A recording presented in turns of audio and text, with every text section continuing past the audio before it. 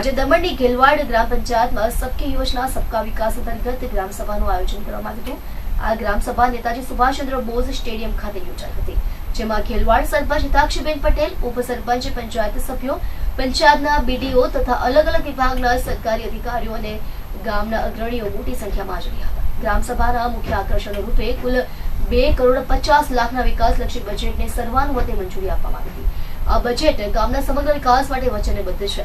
સભામાં હાજર સરકારી અધિકારીઓ દ્વારા કૃષિ, આરોગ્ય, શિક્ષણ, સમાજ કલ્યાણ અને બેન્કિંગ જેવી વિવિધ સરકારી યોજનાઓ અંગે વિસ્તૃત માહિતી આપવામાં આવી હતી, જે ગામ લોકોને આ યોજનાનો લાભ લેવા માટે પ્રોત્સાહિત કરશે।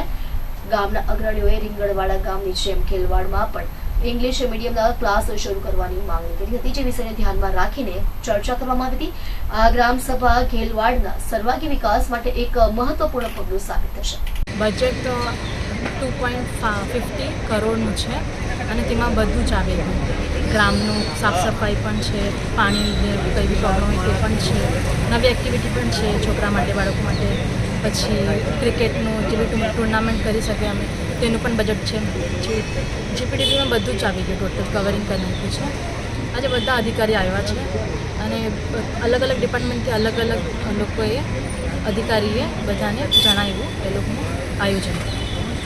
આજે સબકી યોજના સબકા વિકાસના અંતર્ગતના જે પણ યોજનાઓ છે એ અધિકારીએ એમને સમક્ષ રજૂ કરી છે અને અમે પંચાયત તરફથી પણ 100% આપશું કે આ રજૂઆતની કેન્દ્ર સરકાર અને જે મોદીજીની જે બી યોજના છે બધી જ યોજનાઓ